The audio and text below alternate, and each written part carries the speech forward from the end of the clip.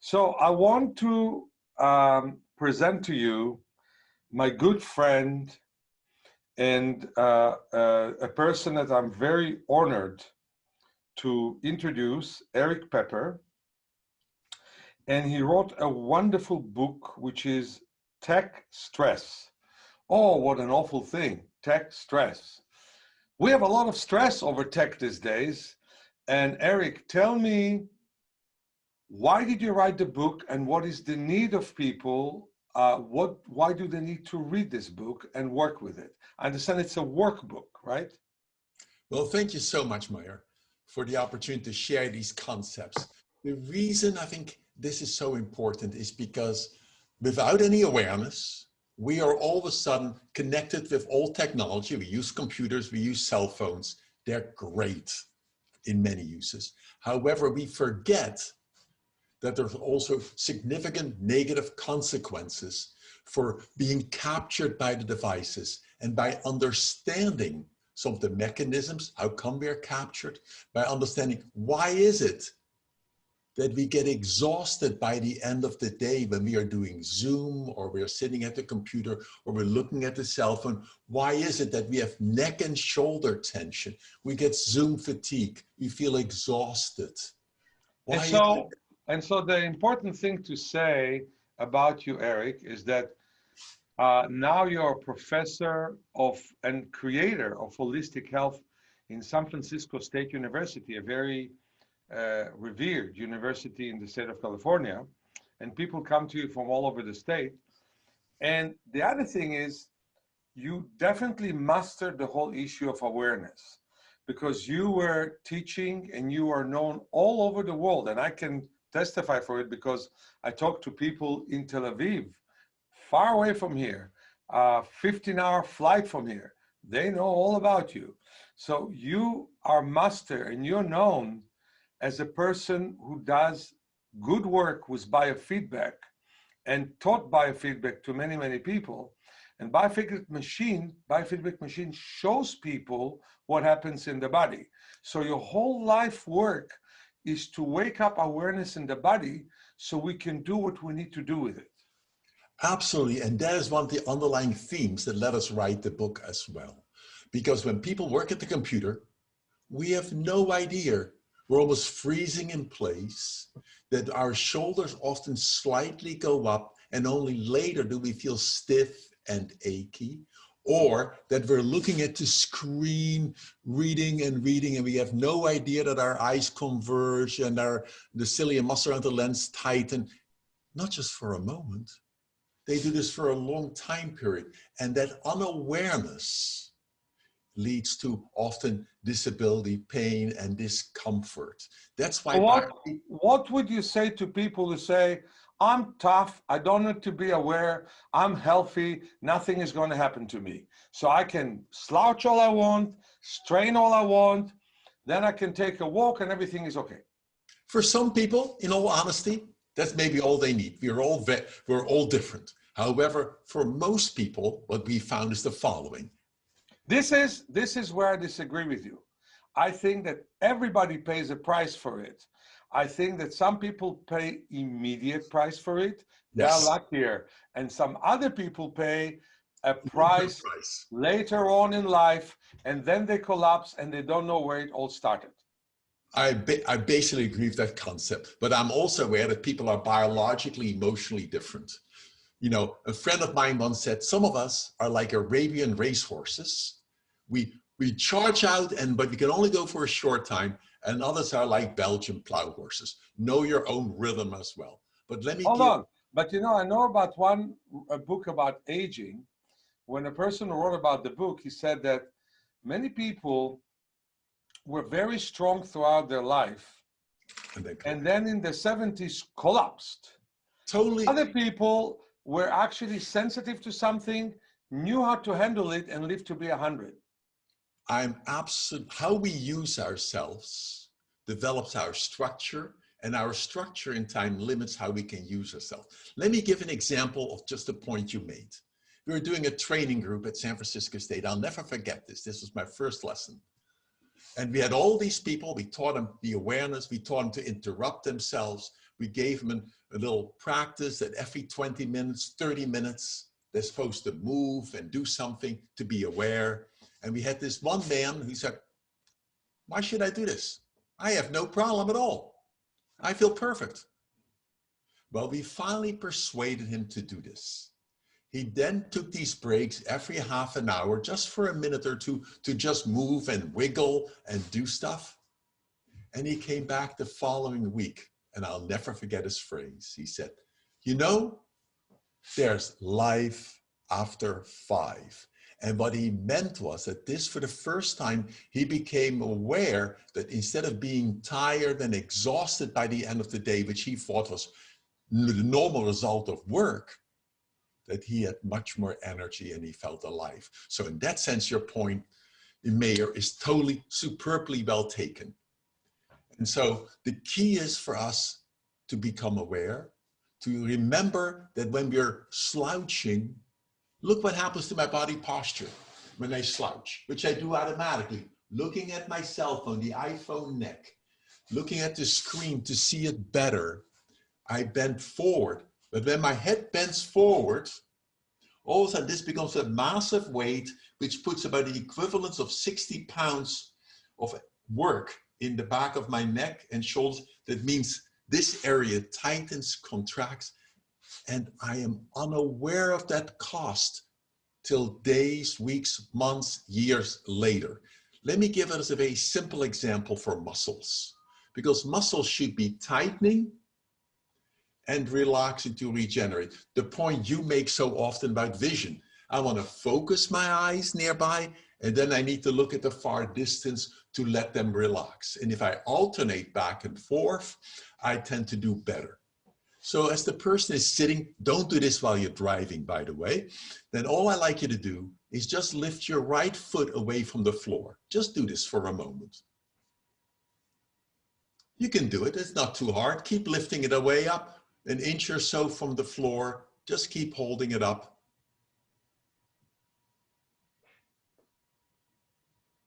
And after a while, as you're doing this, you can start feeling a slight achiness start to develop in the hip, in the flexors, which is lifting the leg slightly up. Let it go down. We can do it for a longer time. I could ask you to do it even longer. I know, how long you will do it will probably depends how much I would pay you to do it. However, after a very short time, it gets uncomfortable. But now remember, we use these same muscles when we're walking. And when Meir walks on the beach or down the street, he just walks and he can keep walking, and most of us can, and we can do this for hours at a time. Why is that? Because the muscles tighten and then relax, they alternate. When we're working at the computer, for most of us, we don't do that. We slightly tighten, not much, and we don't take time to regenerate. That's a major concept. So just as you're watching right now, I'm sure Meir will take us through a momentary movement exercise to just wiggle and move. I'll give that back to Meir because he has superb exercises to guide us through for movement.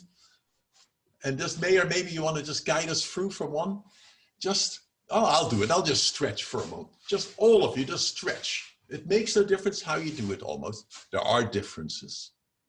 I think the idea is it's good for you to do the opposite of what you did in the computer. So if you look at the computer, you bend. Great. So it's good for you to stretch and look at the ceiling. And on that point of stretching and looking at the ceiling, we tend to look down. And what emotional state is associated with slouching and collapsing? It's a state of being helpless, depressed, powerless, being defeated. What we don't realize, that we have that conditioned experience since a child, that is the response we give. Now when we put ourselves in that position, we have easier access to those same defeated, hopeless, helpless thoughts and memories. And we tend to even do worse on math tests, mental math, when we collapse. On the other hand, when we look up, which is a major point, that sense of extension, reaching up, looking up with our eyes, all of a sudden we get a new view. we are slightly more optimistic. It's easy to access positive memories and be in that state. So, as an expert in awareness, you teach people with this book that you can diminish your stress, and that will affect better your posture. It will affect better your state of mind for life. Does it also affect your back, your spine, your disc, your breath, your heart? Absolutely. Because the moment I start collapsing, I freeze in place. Overall, I start breathing slightly shallower. My heart rate variability decreases a little bit. That reduces our sympathetic parasympathetic balance. It has an effect even on our digestion, because when I collapse, I have more abdominal compression, poor circulation through that. So those people who don't know sympathetic, parasympathetic, in a couple of words, can you explain to us what balance we need and what balance we diminish? Very good point.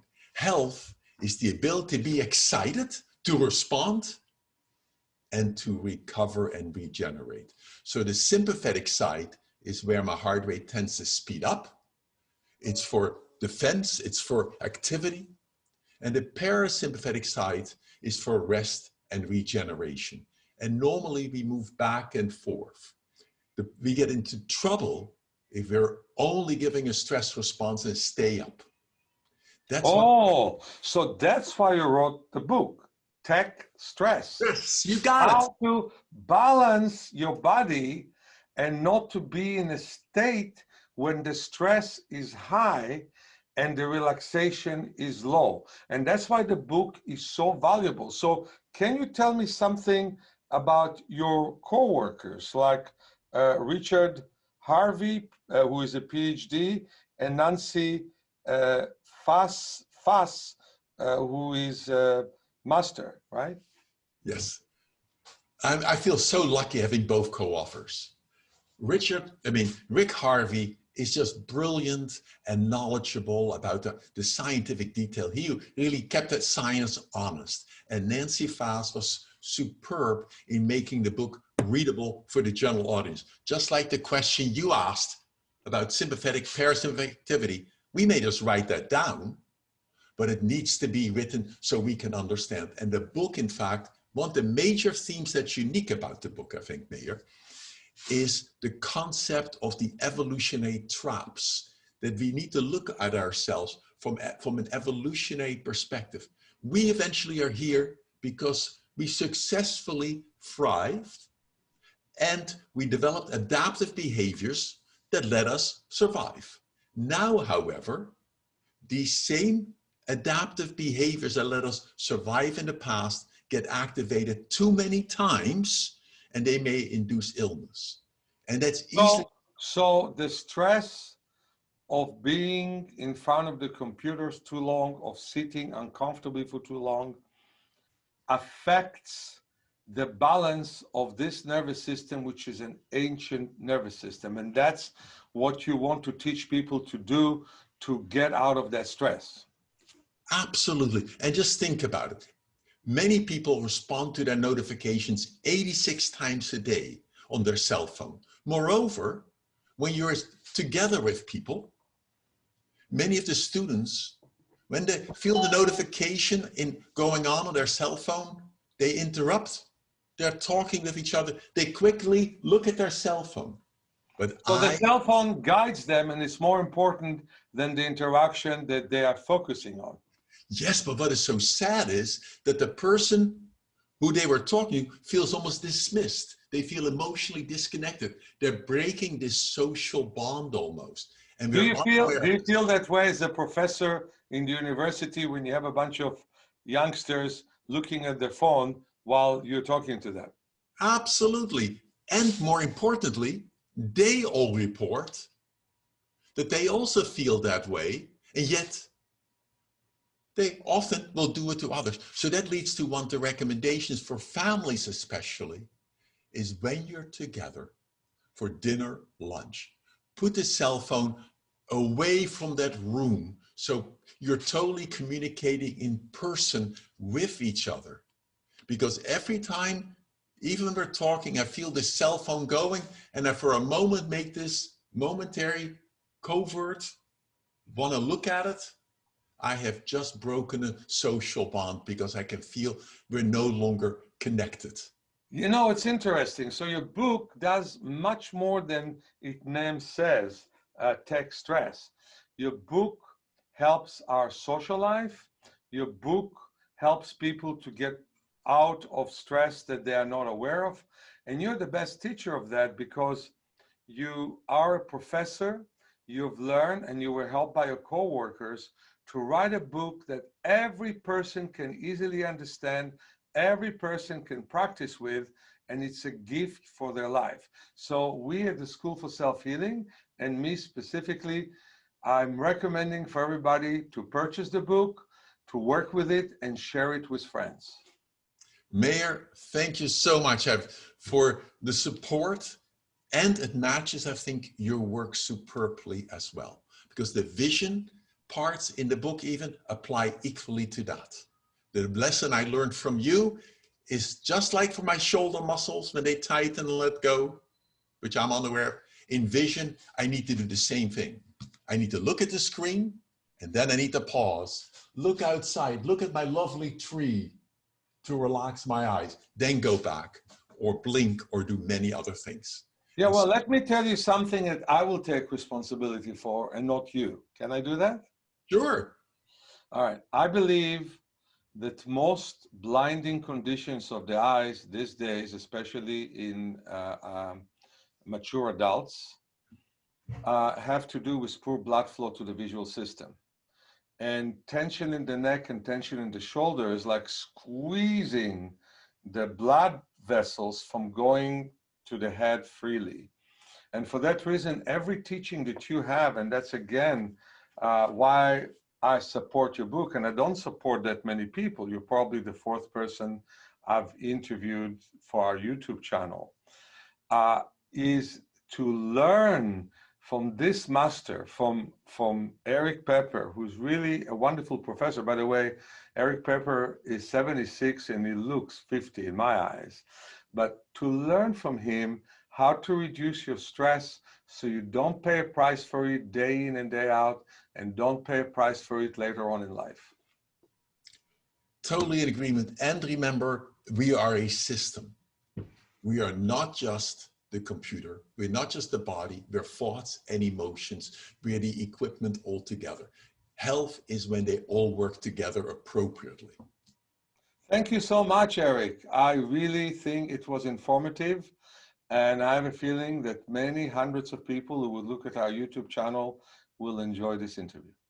Thank you so much. My pleasure.